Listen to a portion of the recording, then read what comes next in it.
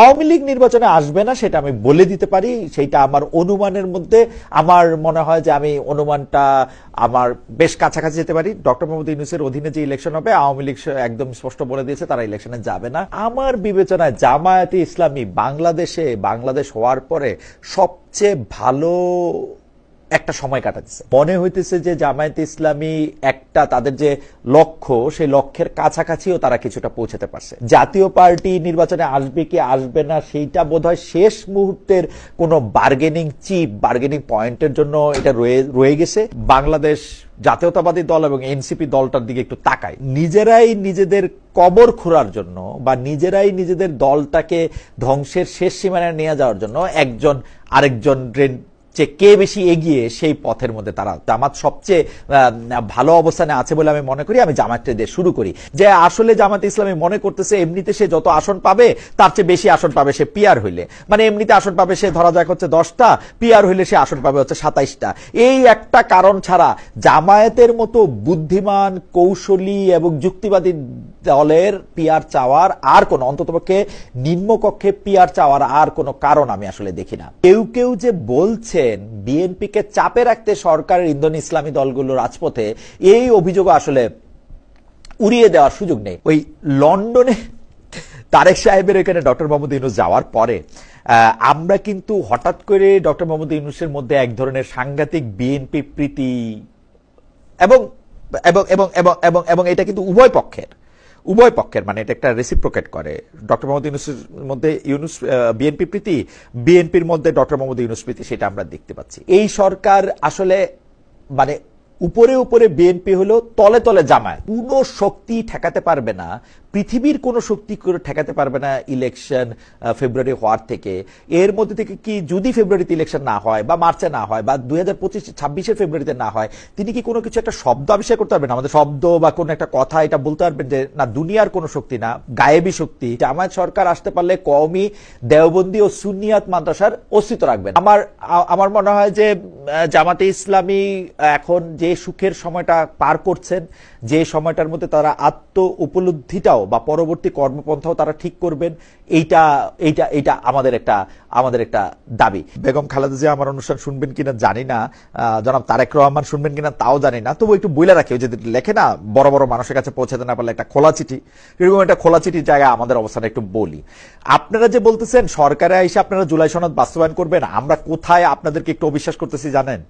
90-এর আন্দোলনের পর, মানে এরশাদ বিরোধী, এরশাদ সাহেবকে ক্ষমতা থেকে ভাগানোর পরে একটা 3 দলীয় জোটের একটা রূপরেখা হয়েছিল, তাই না? বিএনপি ক্ষমতায় আসছিল তারপর 1991 সালে। বিএনপি ক্ষমতায় এসে সে কি 3 দলীয় জোটের রূপরেখা কিন্তু বাস্তবায়ন করে নাই। জিজ্ঞেস করলে আবার বলে কেন আমরা প্রেসিডেন্সিয়াল পদ্ধতি থেকে প্রাইম মিনিস্টারিয়াল পদ্ধতিতে গেলাম না। আসলে বিএনপির নেতাদের আমরা এইটাও বলতে শুনছি যে 3 দলীয় জোটের রূপরেখায় তো রেডিও টেলিভিশনের স্বায়ত্তশাসন দেওয়ার কথা, যে আমরা বিবিসি CNN দিয়েছি। 1991 সালে বিবিসি CNN আধা ঘন্টা করে দেওয়া হইতো, সেইটার কথাও তারা বলে। অর্থাৎ তারা গোজামিল দিয়ে, তারা তো বাস্তবায়ন করেনও নাই, কিন্তু গোজামিল দিয়ে তারা বলেছেন যে তারা এটা বাস্তবায়ন করেছেন, এটুক করেছেন, ওটুক করেছেন, তা করেছেন, ও করেছেন। কিন্তু আমাদের হতাশা হচ্ছে যে আমরা জানি আপনারা যেটা ছিল সেটা আপনারা করেন নাই। তো জুলাই সনদ নিয়ে যদি আমরা আপনার উপর নির্ভর করি, সেটার আলোকে রাষ্ট্র সংস্কার হবে, সেই ভরসা যদি আমাদেরকে রাখতে বলেন, তাইলে মানে আমরা যে সেটা রাখতে পারবো না, সেই ভরসা যে আমাদের আপনাদের উপরে নাই, সেটা কি আপনারা জানেন? তথ্য উপদেষ্টা মাহফুজ আলম যখন নিউ ইয়র্কের পর লন্ডনে আক্রান্ত হলেন, তখন অ্যাক্টিভিস্ট রূপেই যেন ফেসবুকে আবির্ভূত হলেন এনসিপি প্রধান ও সাবেক তথ্য উপদেষ্টা নাহিদ ইসলাম। তিনি কি ধরনের কথা বলছেন? সেই নাহিদ ইসলাম আবার সিরিয়াস মানুষ, তার আবার ফেসবুকে তিনি যেটা পোস্ট দেন ওইটা আবার থাকে। তিনি সরাসরি সরকারকে আক্রমণ করছেন। তিনি বলছেন অন্তর্বর্তী সরকার ও উপদেষ্টা পরিষদের ভেতরেও মাহফুজ আলমকে তার মৌন সম্মতি তৈরি করা হয়েছে। তিনি আরো বলেছেন মাহফুজ আলমদের ব্যবহার করে ছুঁড়ে ফেলেছে এই সরকার। কি বুঝলেন? নির্বাচন কি হবে? নির্বাচন কবে হবে? নির্বাচন না হলে কি হবে? নির্বাচন কি এভাবেই হবে? এই রকম নির্বাচন হলে আসলে আমাদের কি লাভ হবে বা আমরা কি হব? জুলাইয়ের যে আন্দোলন, জুলাইয়ের যে আত্মত্যাগ, যে গণ অভ্যুত্থানের কথা আমরা বলছি, সেটা দিয়ে আসলে আমাদের কি অর্জন হলো? এগুলি নানা রকম প্রশ্ন ঘুরছে। তবে আমি তো আর গুনতে জানি না, আমার পক্ষে আসলে ভবিষ্যৎ দেখাও সম্ভব না। এই ভবিষ্যৎটা নিয়ে আমি শুধু অনুমানই করতে পারি। আমার অনুমানটা হলো আসলে নির্বাচন হবে। যথাসময় হবে, ফেব্রুয়ারিতে যে সময় ডক্টর মোহাম্মদ ইউনূস সরকার বলছেন সেই সময় হবে। তবে কিনা ইংরেজি একটা প্রবাদ আছে না, মানে কাপ আর ঠোঁটের দূরত্ব যতক্ষণ না পর্যন্ত আপনি কাপ আর ঠোঁট একদম পাশাপাশি রাখলেন, তার মাঝখানে অনেক কিছু ঢুকে যেতে পারে। এই কাপটাকে আমি তুলে ঠোঁট পর্যন্ত আনতে আনতে সেটা ছলকে গিয়ে হলকে পড়ে ভূমিকম্প হয়ে নানা ধরনের নানা কিছু হতে পারে, সেসব সম্ভাবনা তো থাকেই আমাদের জীবনে। এই উপমহাদেশের বা আমরা যদি বলি যে আমাদের অঞ্চলের তো বিখ্যাত সেই মিথ লেজেন্ড আছেই বা সত্য ঘটনা আছেই, সেটা হচ্ছে যে দিল্লি অনেক দূর। এক বাদশার বাদশাহী প্রসঙ্গে দিল্লি অনেক দূর একজন আলেম আউলিয়া বলেছিলেন এবং সেটা দিল্লি অনেক দূর, সেটা প্রমাণিত হয়েছে। আমার আরেকটা অনুমান হচ্ছে আরেকটা প্রশ্নের ভিত্তিতে যে এই নির্বাচন কিরকম নির্বাচন হবে, যদি আসলে ফেব্রুয়ারি মার্চের মধ্যে নির্বাচন হয়ও, সেটা কি হা না ভোটের নির্বাচন হবে, সেটা কি গণপরিষদ নির্বাচন হবে, সেটা কি জাতীয় সংসদ নির্বাচন হবে? আমি যদি মানে অনুমান করি বা আমি কি হবে বলে মনে করি, তো সেই ক্ষেত্রে আমি বলতে চাই যে এটা হবে সবার আগে, মানে এটা জাতীয় সংসদ নির্বাচনই হবে। জাতীয় সংসদ নির্বাচন হবে, সবাই সবার মতো করে ভোট দিবেন, তাদের পরবর্তী নেতা সরকার সেগুলি নির্বাচনও করবেন। অর্থাৎ আমি মনে করি একটি জাতীয় সংসদ নির্বাচনের একটি বলয়ই বাংলাদেশ প্রবেশ করেছে। বাংলাদেশে একটু খেয়াল করলে, একটু কান খাড়া করলে নির্বাচনের ঢাক, নির্বাচনের বাজনাও শোনা যেতেছে। যারা যারা নির্বাচনে অংশগ্রহণ করবেন, অর্থাৎ জনগণের কাছে ভোট চাইতে যাবেন, তারা কিভাবে ভোট চাবেন বা কি বলবেন সেটিও তারা মোটামুটি ভাবে ঠিক করেছেন। তো আমার কাছে মানে এইটা নিয়ে খুব বেশি ডাউট আছে সেটা সেরকম না। আমি মনে করি যে নির্বাচন হবে, যথাসময় হবে এবং জাতীয় সংসদ নির্বাচনই হবে। জাতীয় সংসদ নির্বাচন হবে এটা বলছি এই কারণে যে জাতীয় সংসদ নির্বাচন হয়ে একটি নতুন সরকার গঠন করা প্রয়োজনীয়তা খুব দেখা দিচ্ছে। সাধারণ মানুষ অনেক মনে করতেছে যে একটা নতুন সরকার আসা দরকার। ডক্টর মোহাম্মদ ইউনূস সরকার যা করছেন তার জন্য তারা ধন্যবাদই পাবেন। তো ধন্যবাদ পাবেন, তারা একটা ক্রান্তিকালে ক্ষমতায় এসছেন, তারপর তারা নির্বাচন দিয়ে একটা নতুন সরকারের কাছে ক্ষমতা হস্তান্তর করেছেন। এটাই বোধহয় তাদের একমাত্র বড় চাওয়া এই মুহূর্তে। আর কোনো কিছু চাওয়া থাকলেও সেই চাওয়াটা নিয়ে বড় করে এখন কোনো কিছু বলার মতো বড় মুখ তাদের আর নাই। সুতরাং তারা একটা নির্বাচন দিতেই চেষ্টা করবেন সর্বোচ্চ, এবং সেই নির্বাচনটা দেওয়া হবেই। এবার আসি হচ্ছে যে সেই নির্বাচনে কারা অংশগ্রহণ করবেন। এখন আপনারা দেখেন ডক্টর মোহাম্মদ ইউনূসের কার্যক্রমের মধ্যে কিন্তু আপনি এক ধরনের ইশারা পাবেন। জাতিসংঘের সাধারণ সম্মেলন অনুষ্ঠিত হবে, বার্ষিক সাধারণ সম্মেলন, যে সাধারণ অধিবেশন যেটাকে বলে আর কি, সেই সাধারণ অধিবেশনে যোগ দেওয়ার জন্য ডক্টর মোহাম্মদ ইউনূস আসছেন। এবং ডক্টর মোহাম্মদ ইউনূস আসার সাথে সাথে এবার তিনি প্রথমবারের মতো, মানে এত বেশি ইতিহাস জানি না, কিন্তু এর আগে আর কখনো তিনি ভিন্ন ভিন্ন সরকার প্রধানরা ভিন্ন ভিন্ন রাজনৈতিক দলের সদস্যদের নেতাদের নিয়ে এসছেন কিনা এটা আমার ঠিক জানা নাই। যেহেতু সরকার প্রধান ছিলেন হচ্ছে একটা দলীয় সরকার প্রধান, তিনি তার দলের কিছু লোকজন, মানে লোকজনের পাশাপাশি কিছু কিছু কিছু ইয়েসম্যান, কিছু সুবিধাম্যান, তাদেরকেও নিয়ে আসছেন। আমরা অনেক সময় তাদেরকে নিয়ে আসছেন, অনেক সময় আমরা দেখেছি। কিন্তু ডক্টর মোহাম্মদ ইউনূস এবার তিনটা রাজনৈতিক দলের মানে 4 জনকে নিয়ে আসছেন। বিএনপি থেকে 2 জন, জামায়াত থেকে 1 জন এবং এনসিপি থেকে 1 জন। এইটার মধ্যেও আপনি বুঝবেন যে ডক্টর মোহাম্মদ ইউনূসের যেটা ইশারার কথা বলতেছিলাম, সেই ইশারাতে মনে হয় যে ডক্টর মোহাম্মদ ইউনূস এই বিএনপি, জামায়াত আর এনসিপি এই 3টা দলের অংশগ্রহণ নির্বাচনে এবং তাদের সরকারের গঠনে ভূমিকা রাখতে দেখলেই তিনি তা যথেষ্ট মনে করেন। কারণ অন্য কোন দলের কাউকে তো তিনি নিয়ে আসেন নাই। মানে এমন তো না যে তিনি 4 জন মাত্রইকেই আনতে পারবেন, এরকম কোন একটা কি বলে, এরকম কোন একটা লিমিট তাকে দেয়া ছিল। তাকে বলা হয়েছিল যে ভাই আপনি কিন্তু এই দাওয়াতে আপনি সহ আর 4 জন আসতে পারবেন, আপনি সহ 5 জন, 4 জন আসতে পারবেন, এবং আপনি আমি জানি না এরকম কোন লিমিট ছিল কিনা। তার মধ্যেও তিনি বাংলাদেশ জাতীয়তাবাদী দল, জামায়াতে ইসলামী এবং বাংলাদেশ যে নাগরিক দল এনসিপির লোকজনকে নিয়ে আসতেছেন। তিনি মনে করতেছেন এই 3টার আসলে কি বলে হক আছে এটাতে অংশগ্রহণ করার, এবং এইটার একটা ইশারা বা লক্ষণ আমি যেটা দেখি, সে লক্ষণটা হইল তিনি মনে করতেছেন যে এই 3 রাজনৈতিক দলই পরবর্তী সরকারের বা সরকার প্রতিষ্ঠায় ভূমিকা রাখবে। এটা আমি মনে করতেছি। উনি কি মনে করতেছেন এটা তো পুরোপুরি বোঝা সম্ভব না, কিন্তু ইশারাটা নেওয়া সম্ভব। উনার কিছু আরেকটু ইশারা আছে। এই জামায়াতে ইসলামী, বিএনপি এবং এনসিপি থেকে তিনি যদি একজন একজন করে প্রতিনিধি দিতেন, তাহলে তিনি মনে করা হইতে পারতো যে তিনি তিনটি দলকে সমান মনে করেন, কিন্তু আসলে তিনটি দলকে সমান মনে করেন না। তিনি অর্থনীতিবিদ মানুষ, একরকম বিজ্ঞানী মানুষ, তিনি তো আসলে জানেন যে জামায়াত বা এনসিপি বিএনপি সমান না। তো ডক্টর মোহাম্মদ ইউনূস কি মনে করেন, বিএনপি জোটটুক অর্থাৎ বিএনপির অনুপাত যদি 2 হয় তবেই কেবলমাত্র জামায়াত এবং এনসিপি এক এক করে আনুপাতিক হারে বন্টিত হবে। তো এটাও একটা ইশারা।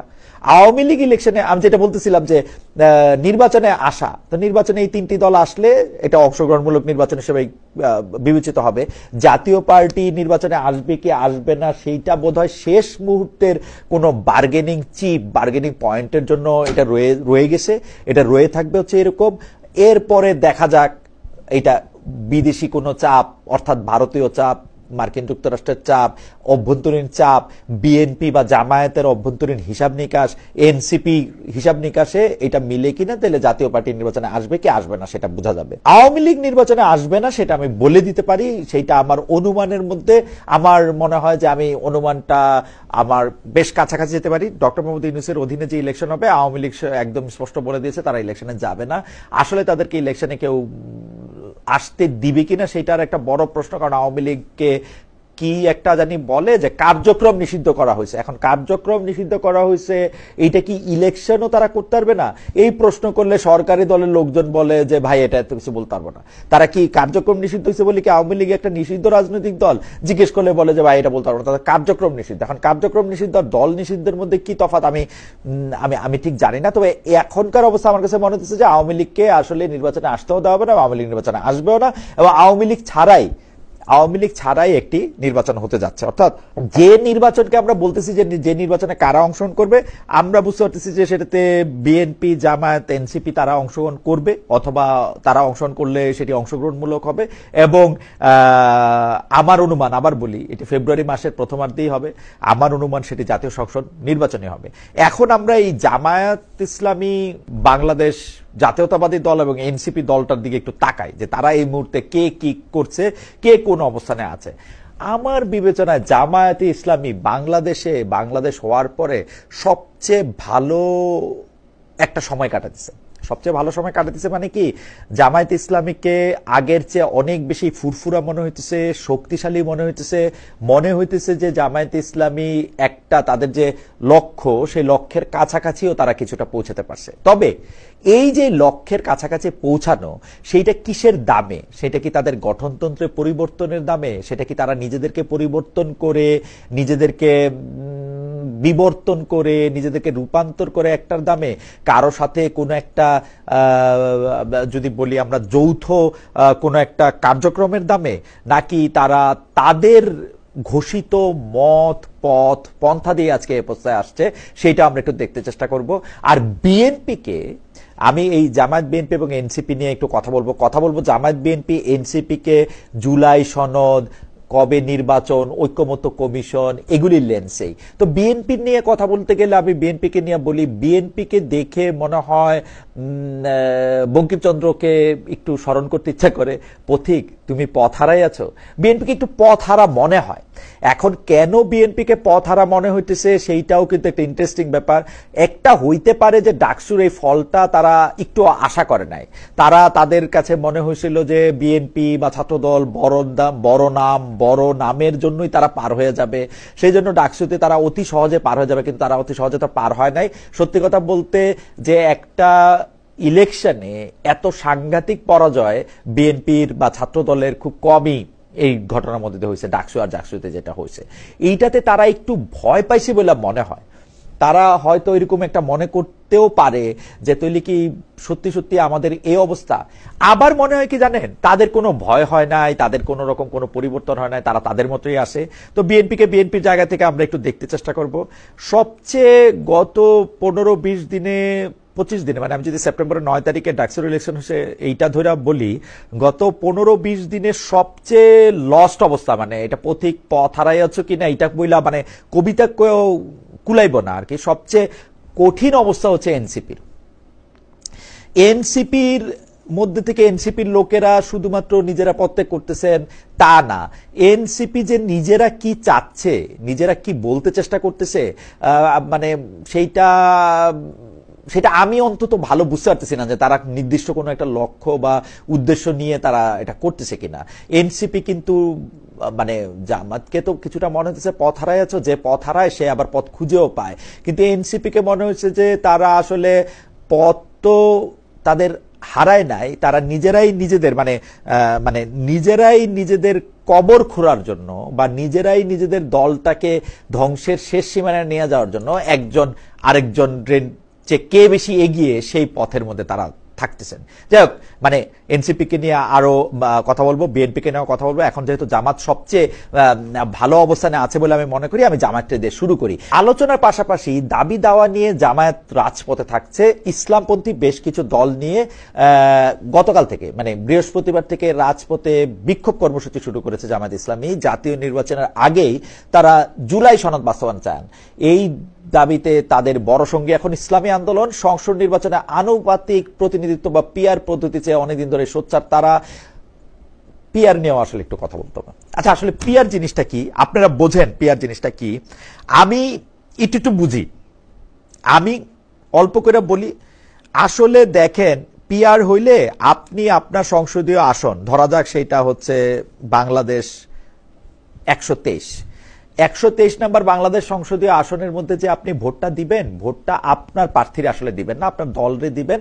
আগে থেকে এইটাতে দেয়া থাকবে যে ওই এরা হচ্ছে আমার দলের মনোনীত সংসদ সদস্য, বা যারা আমি জিতলে, আমার দল জিতলে তাদেরকে ওইখানকার সংসদ সদস্য বানানো হবে। তার মানে আপনি কিন্তু সরাসরি ভোট দিবেন না, অনেকটা আইয়ুব খানের বেসিক ডেমোক্রেসির মতো আপনি ভোট দিবেন হচ্ছে পরোক্ষভাবে। দেখেন, একদিক থেকে কিন্তু আমরা আসলেই বলতেছি যে জুলাই সনদ বা জুলাই যে আমাদের শিক্ষা দেয়, সেই শিক্ষাটা আমাদের দেয় হচ্ছে আমরা যাতে এক ব্যক্তির হাতে ক্ষমতা কুক্ষিগত করে না রাখি, আমাদের ক্ষমতা যাতে একটা মানুষের কাছে একটা ক্ষমতার বলয়ের মধ্যে যেটা যেন আটকে না পড়ে।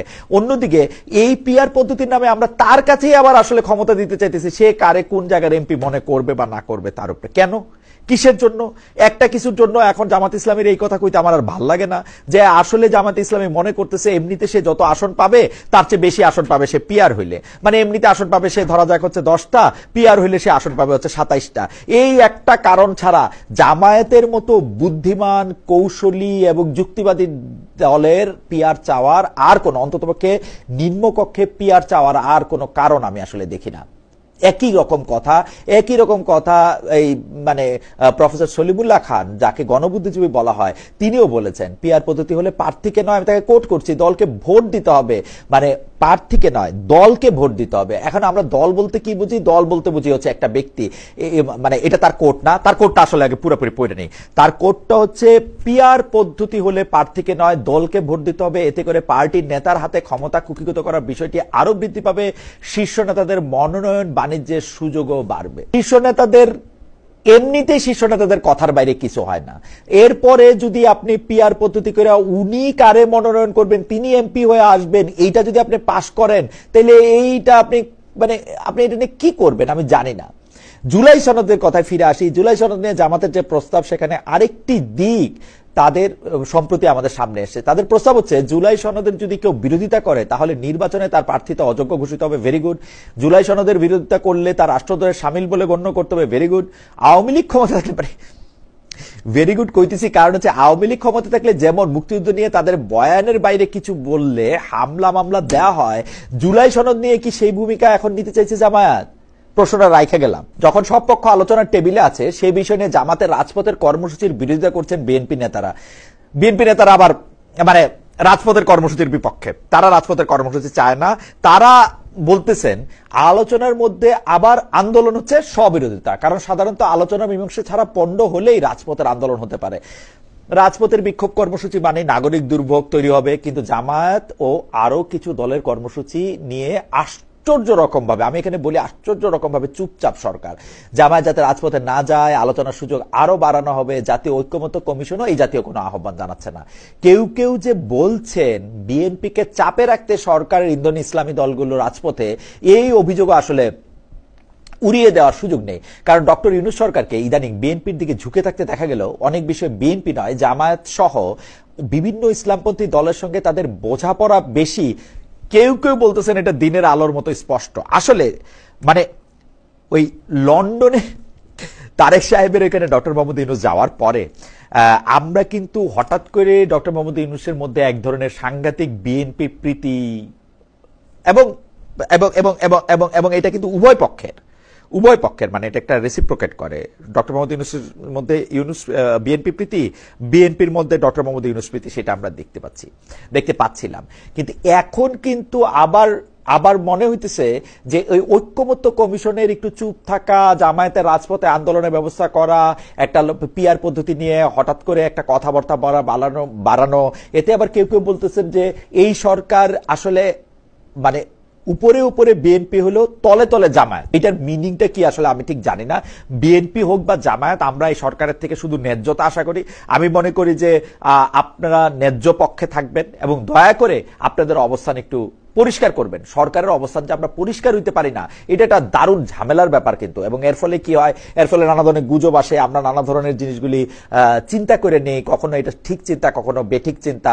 যেমন ধরেন আমাদের সাংবাদিক নেতা শফিক ভাই বলছেন দুনিয়াতে এমন কোন শক্তি নাই যে ফেব্রুয়ারি নির্বাচন পিছাই দিতে পারে। এখন শফিক ভাইয়ের কথায় তো আমাদের আস্থা রাখতেই হবে, তিনি সরকারের মুখপাত্র, প্রধান উপদেষ্টার পক্ষ হয়ে উনি কথা বলেন। তো প্রধান উপদেষ্টাও নিশ্চয়ই মনে করতেছেন সরকারের এমন কোন শক্তি নাই এটাকে ঠিকায় রাখতে পারে। সেই হিসাবে আমি আসলে প্রথম যেটা শুরু করছিলাম যে ইলেকশন সেরকম ভাবেই হবে, ফেব্রুয়ারিতে হবে। কিন্তু হঠাৎ করে কিছু কিছু বিষয় সামনে আসাতে মনে হয় এই সরকারের মধ্যে আবার বোধহয় কোনো কিছু একটা চাওয়া আছে। ওই যে কানাডায় চলে যাওয়া, শফিক ভাই বলছিল না ইংল্যান্ডের প্রধানমন্ত্রী কানাডায় চলে গেছে, এই জন্য সরকার প্রধানের সঙ্গে মানে ডক্টর মোহাম্মদ ইউনূসের সঙ্গে তার দেখা হবে না। পরে দেখা গেল উনি কানাডায় যায় নাই। এখন আমি খালি বুঝতে চেষ্টা করতেছি কোনো শক্তি ঠেকাতে পারবে না, পৃথিবীর কোনো শক্তি করে ঠেকাতে পারবে না ইলেকশন ফেব্রুয়ারি হওয়ার থেকে। এর মধ্যে থেকে কি যদি ফেব্রুয়ারিতে ইলেকশন না হয় বা মার্চে না হয় বা 2025-26 ফেব্রুয়ারিতে না হয়, তিনি কি কোনো কিছু একটা শব্দ আবিষ্কার করতে পারবেন, আমাদের শব্দ বা কোনো একটা কথা এটা বলতে পারবেন যে না দুনিয়ার কোনো শক্তি না, গায়েবী শক্তি বা মঙ্গল গ্রহের শক্তি বা আরো অ্যান্ড্রোমিডা গ্রহাণুপুঞ্জের কোন শক্তি, মানে ওইখান থেকে কোন একটা শক্তি আসবে, মানে আই ডোন্ট নো এটা উনি কি মনে করছেন। আমি একটু আবার জামাত ইসলামের প্রসঙ্গে ফিরে আসি। ইসলাম পন্থার রাজনৈতিক গন্তব্য বা জামাত ইসলামের রাজনীতিটা আমার মনে হয় খুব, যারা আসলে পলিটিক্যাল সায়েন্টিস্ট আছেন তাদেরও মানে খুব শক্ত করে তারা খেয়াল করতেছেন, মানে খেয়াল তো করতেছেনই, মানে তাদের খেয়াল করা উচিত বলতে চাইছিলাম, পরে দেখলাম আমার থেকে তো তারা বেশি উচিত বোঝেন, তারা নিশ্চয়ই খেয়াল করতেছেন যে আওয়ামী লীগ সরকারের পতনের পর ইসলামপন্থার রাজনীতির যে উত্থান ঘটেছে, যে সেইটা আগের চেয়ে অনেক বেশি লোকপ্রিয়, এটা সবাইকেই মোটামুটি কবুল করতে হবে। জামায়াতের নেতৃত্বে ইসলামিক দলগুলোর রাজনৈতিক জোট গঠনের চেষ্টা মানে চলতেছে। কিন্তু মুশকিল হলো ঈমান বা যেটাকে আকীদা বলা হয়, সেই সব জায়গায় তাদের যে বিবাদ তা এখনো মীমাংসা হয় নাই। বিশেষ করে বর্তমানে রাজনৈতিকভাবে গুরুত্ব পাওয়া হেফাজতের শীর্ষ নেতারা জামায়াতের কঠোর সমালোচনা করতেছেন। হেফাজত ইসলামী বাংলাদেশের আমির মহিবুল্লাহ বাবুনগরী গত মাসেই বলেছেন জামায়াত ইসলামী ভণ্ড ইসলামী পার্টি, সহি ইসলামী পার্টি না। এটা শুধু আমি বলছি না, মুরব্বীরাও বলে গেছেন, মানে এটা কিন্তু তার কথা, আমার কথা না। সম্প্রতি তিনি আবার আশঙ্কা নিয়ে বলেছেন, অর্থাৎ বাবুনগরী সাহেব আশঙ্কা নিয়ে বলেছেন, কোট করছি, জামায়াত সরকার আসতে পারলে কওমি, দেওবন্দি ও সুন্নিয়াত মাদ্রাসার অস্তিত্ব রাখবে না। এর প্রতিবাদ করে জামাত অবশ্য প্রেস রিলিজ দিয়েছে। সেখানে তারা দাবি করেছে জামাত ইসলামের কোন নেতা বা কর্মী, জামাত ইসলামের কোন নেতা বা কর্মী কোনদিন কর্মী, দেওবন্দি কিংবা সুন্নিয়াত মাদ্রাসার বিরোধিতা করেছেন এর কোনো প্রমাণ নাই। দেশের অনেক ইসলামী দল প্রত্যেকের আবার দাবি তারা নিজেরাই সঠিক। তাদের এই বিতর্ক অবশ্য ঈমান আকীদাগত জায়গা থেকে। এক্ষেত্রে সাধারণ মানুষ কোন পথ বেছে নেবে রয়েছে সেই জটিলতাও। কোন ইসলামপন্থী রাজনৈতিক সরাসরি ইসলামী শরিয়া, ইসলামিক খেলাফত কায়েমের কথাও বলেন। এটা আবার গণতন্ত্র খেলাফতের মিশ্র কেউ আবার এইটা দাবি করেন যে আমরা গণতন্ত্র এবং খেলাফতের একটা মিশ্র ব্যবস্থার পক্ষে। এখন জামাতে ইসলামী আসলে কি চায়? আমি এই প্রশ্ন এখন জামায়াতের নেতাদের সঙ্গে আমার কথা হইলেই জামাত ইসলামী আসলে কি ধরনের সরকার ব্যবস্থা চায়, কি ধরনের দেশ চায়, এবং তারা নিজেরা আসলে জামায়াতি ইসলামীর ইসলামটা বলতে আসলে কি বুঝাইতে চায় সেটা নিয়ে আমি একটু জানতে চেষ্টা করি। এই জানতে চেষ্টা করে আবার কেউ কেউ আমার উপর রাগ করছেন, যেন আমি প্রশ্ন তুলছিলাম যে আসলে শরিয়া ভিত্তিক ব্যবস্থা কি জামায়াত কায়েম করবে। আমি এই প্রশ্ন করছিলাম আসলে এইটা কি ইসলামী দলগুলি কায়েম করতে পারবে, এটা কোন দেশের মতো করে কায়েম করতে পারবে। আমি এই প্রশ্ন করছিলাম যে বাংলাদেশে কি শরিয়া বিরোধী কোনো আইন আছে। তো সেই ক্ষেত্রে আমাকে বলা হয়েছে যে বাংলাদেশে তো সুদ ব্যবস্থায় আছে, সুদ তো ইসলামে হারাম আছে, তারপরেও এটা বাংলাদেশে এটা চালু আছে। আসলে আমাকে মানে আমার বুঝ মতো সুদ হালাল, সুদ ব্যবস্থা বাংলাদেশে চালু আছে, এইটা শরিয়ার সাথে সাংঘর্ষিক কিনা এতে আমাকে একজন নয় কয়েকজনই আলেমী এটার মধ্যে আমাকে বলেছেন যে বাংলাদেশে যদি এমন হইতো যে কেউ না চাইলেও সুদ তাকে নিতেই হবে, সুদ তাকে নিতেই হবে, তাইলে সেটা হারাম হইতো। তো আমি এটা ভালো জানি না, শরিয়ার ব্যাখ্যা এটা আমি ভালো জানি না। আমার ধারণা ছিল সুদ যেহেতু বাধ্যতামূলক নয়, কেউ যদি চায় সে সুদের বাইরে থাকতে পারবে, তাইলে সেইটা আসলে হয়তো শরিয়া বিরোধী নয়। এখন এটা যদি শরিয়া বিরোধী হয় তাহলে জামাতে ইসলামী বা ইসলামী দলগুলো কি আসলে এই যে সুদ ব্যবস্থা মানে সুদী অর্থনৈতিক ব্যবস্থা মানে ইন্টারেস্ট ভিত্তিক অর্থনৈতিক ব্যবস্থা অর্থাৎ ব্যাংক ভিত্তিক যে অর্থনৈতিক ব্যবস্থা সেই ব্যবস্থার বিপক্ষে তারা অবস্থান নিবে? এইটা আসলে তারা কি বলতে চায়, মানে তারা আসলে কি জানতে চায়। আমার এটা জানার ছিল যে পোশাক আশাক এবং বিশেষ করে সহশিক্ষার ক্ষেত্রে ছেলে মেয়েদের একসাথে মানে কথা বলার ক্ষেত্রে বা বন্ধুত্বের ক্ষেত্রে একসাথে পথ চলার ক্ষেত্রে সেইটাতে শরিয়ার বিধান কি বা শরিয়া এটাতে কি আসলে বাধ্য করে, সেই প্রশ্নের উত্তরেও মানে আমি যেটা বুঝেছি অ্যাডভোকেট শিশির মনির তিনি বলছিলেন যে এই ব্যাপারটায় জামাত ইসলামী মনে করে প্রাইভেট স্পেস বলে একটা ব্যাপার আছে, এইখানে তাদের হাত দেওয়ার কোনো এখতিয়ার তাদের বা কারোই আসলে নাই, এবং জামাত ইসলামী এক ধরনের ইনক্লুসিভনেসের পক্ষে। আমি ডাকসুর ইলেকশনে কথা বলে তাদেরকে বলেছিলাম যে ডাকসুর ইলেকশনে তো আমরা দেখতে পাচ্ছি যেভাবে ক্যাম্পেইন করা হয়েছে, যেভাবে ক্যাম্পেইনে অংশগ্রহণ করা হয়েছে, যেভাবে ক্যাম্পেইনে অন্যান্য ছাত্র ছাত্রীদের সাথে বা ছাত্রী ছাত্রদের সাথে যেভাবে কথা বলেছে ইসলামী ছাত্র শিবির, তারা সেইটা কি তাদের গঠনতন্ত্রের পক্ষে কিনা আমি এবং জামায়াতে ইসলামীও এটা অনুসরণ করবে কিনা সামনের ভোটের পক্ষে। তিনি তখন বলেছেন যে হ্যাঁ এই ধরনের রূপান্তর বা পরিবর্তন ইসলাম অনুমোদন করে এবং তারাও সেটি আসলে করবেন। তার মানে এই রূপান্তর আমি জানি না এখানে জামাত ইসলামী শরিয়া করবে কিনা, এই রূপান্তর করবে কিনা, মডার্ন একটা মডার্নটা আসলে আমি খুব করে আসলে মডার্ন বলতে চাই না, যে বর্তমান যে দুনিয়ায় যে ব্যবস্থাপনাগুলি চলে আসতেছে বিশেষ করে আর্থিক ব্যবস্থাপনা সেইটার ক্ষেত্রে বা শরিয়া কাজ করবে কিনা। আবার অন্যদিকে জামায়াত ইসলামী নিজেই রূপান্তরের কথা বলছে বা জামাত ইসলামীর নেতারা নিজেরাই রূপান্তরের কথা বলছেন, এটা আসলে কোন দিকে যাচ্ছে এটা একটু পরিষ্কার করা দরকার বলে মনে হয়। তো যাই হোক, আমি এইটার উত্তর খুঁজেছিলাম যে জামায়াত ইসলামী আসলে কি চায়। তো এই টক মানে আমার একটা আলোচনায় অংশ নিয়ে ছাত্র শিবিরের সাবেক এক শীর্ষ নেতা বর্তমানে যুক্তরাষ্ট্রের হাওয়ার্ড বিশ্ববিদ্যালয়ের সহকারী অধ্যাপক মির্জা গালিব একটু বলেছেন, আমি তাকে একটু যতটুকু জানি জামায়াত খেলাফতের মূলনীতির আলোকে গণতন্ত্র চর্চার পক্ষে, খেলাফতের মূলনীতির আলোকে গণতন্ত্র চর্চার পক্ষে, কারণ খেলাফত ও গণতন্ত্র সাংঘর্ষিক নয়, দুটির সমন্বয় হতেই পারে। এই মিশ্রণকে গোজামিল মনে করা কোনোভাবেই ঠিক হবে না।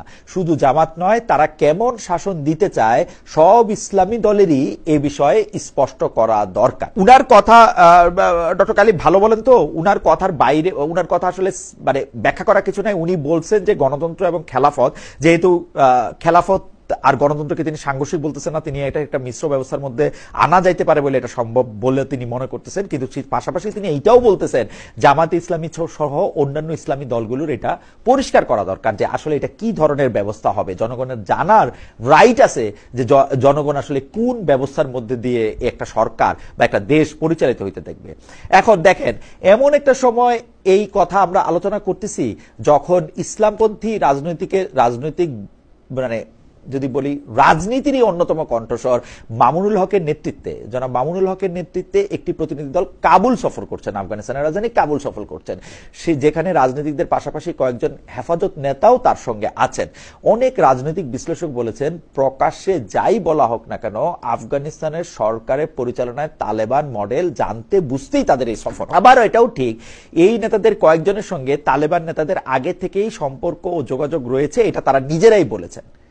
তো আবার একটু জামাতের কথা আসি। জামায়াত যে মডেল অনুসরণ করে সেই মওদুদিবাদের সূচনা কিন্তু আধুনিক জীবনের সঙ্গে সমন্বয়ের কথা বলে, কিন্তু সেই 40 দশকে মাওলানা মওদুদির সময় যা আধুনিক ছিল সেটা কি এখন প্রাচীন হয়ে গেছে কিনা, এখন কি সেটা কার্যকর করা যাবে কিনা, জামায়াত ইসলামী আসলে কি চায়, মানে এটা আসলে পরিষ্কার করাটা এখন সময়ের দাবি।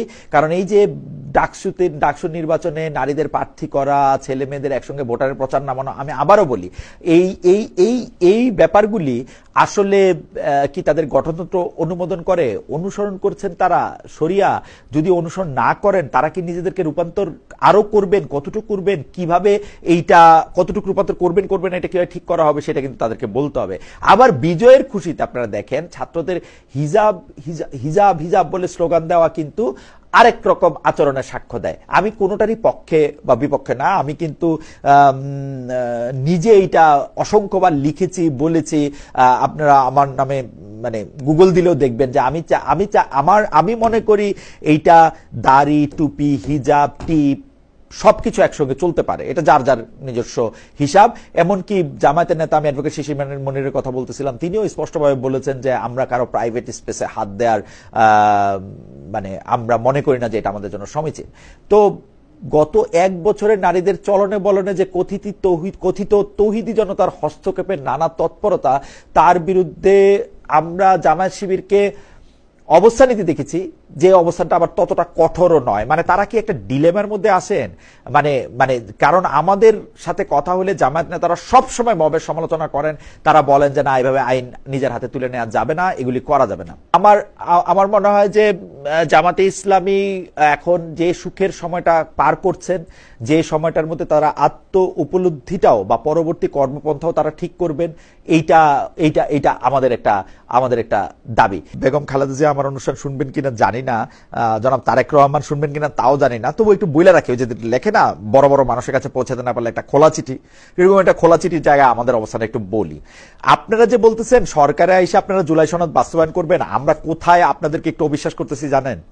90-এর আন্দোলনের পর, মানে এরশাদ বিরোধী, এরশাদ সাহেবকে ক্ষমতা থেকে ভাগানোর পরে একটা 3 দলীয় জোটের একটা রূপরেখা হয়েছিল, তাই না? বিএনপি ক্ষমতায় আসছিল তারপর 1991 সালে। বিএনপি ক্ষমতায় এসে সেই কি 3 দলীয় জোটের রূপরেখা কিন্তু বাস্তবায়ন করে নাই। জিজ্ঞেস করলে আবার বলে কেন আমরা প্রেসিডেন্সিয়াল পদ্ধতি থেকে প্রাইম মিনিস্টারিয়াল পদ্ধতিতে গেলাম না। আসলে বিএনপির নেতাদের আমরা এইটাও বলতে শুনছি যে 3 দলীয় জোটের রূপরেখায় তো রেডিও টেলিভিশনের স্বায়ত্তশাসন দেওয়ার কথা, যে আমরা বিবিসি সিএনএন দিয়েছি।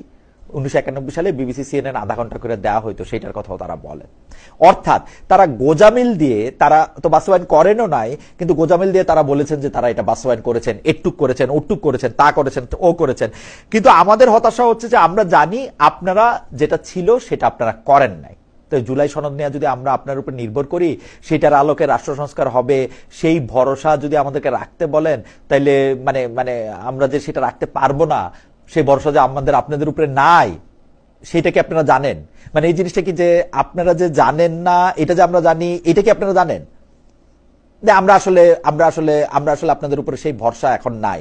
এখন বিএনপি রাজনীতি নিয়ে একটু কথা বলি। মানে আবার ওই এরশাদ বিরোধী আন্দোলনের 3 জোটের রূপরেখার কিছু বিষয় সামনে আনি। 91-এ বিএনপি ক্ষমতায় এসে সংসদীয় সরকার ফিরে আনে, যাতে মানে তখনকার বিরোধী দল আওয়ামী লীগের সমর্থন দেয়, যা 3 দলীয় রূপরেখার একটা অর্জন। হ্যাঁ, একটা অর্জন। কিন্তু 3 জোটের রূপরেখা অনুযায়ী আমি বলছি যে বেতার টিভি স্বায়ত্তশাসন দেয় নাই, তখনকার মতো এগুলি সাহেব বিবি গোলামের বাক্স হিসেবে রয়ে গেছে। বিরোধী দলের মত দমন করার জন্য আমরা রাষ্ট্রদ্রোহ মামলা দেখছি, মানে রাষ্ট্রদ্রোহ মামলার যথেচ্ছ চাপ দেখছি। যার মত যে সময় পছন্দ হয় নাই সেই সময় সেটা করতে আমরা দেখছি।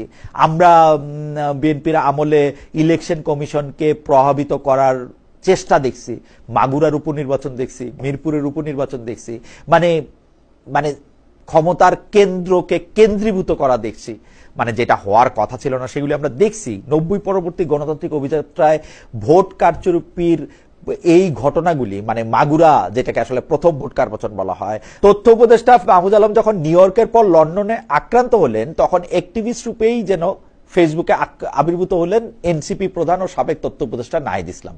তিনি কি ধরনের কথা বলছেন? সেই নাহিদ ইসলাম আবার সিরিয়াস মানুষ, তার আবার ফেসবুকে তিনি যেটা পোস্ট দেন ওইটা আবার থাকে।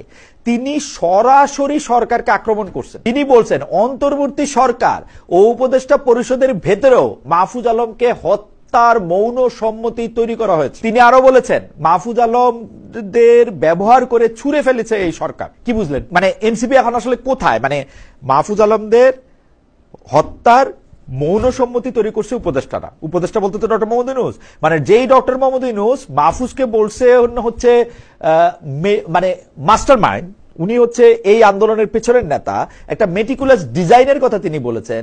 তিনি বলেছেন যে ছাত্রছাত্রীরা যারা এখন আসছে তারাই তাকে ক্ষমতায় বসাইছেন এবং তারা একটা রিসেট বাটন চাপ দিছে। সেই মাহফুজ আলমের বিরুদ্ধে হত্যার মৌন সম্মতি তৈরি করতে চেষ্টা করছে উপদেষ্টারা। এটা বলতেছেন তার এক সময়কার সহকর্মী, উনি নাহিদ ইসলাম সাহেব তো উপদেষ্টা ছিলেন, এখন একটি দলের নেতা, তিনি বলতেছেন যে এটা মৌন সম্মতি, হত্যার মৌন সম্মতি উৎপাদন করতেছেন তারা।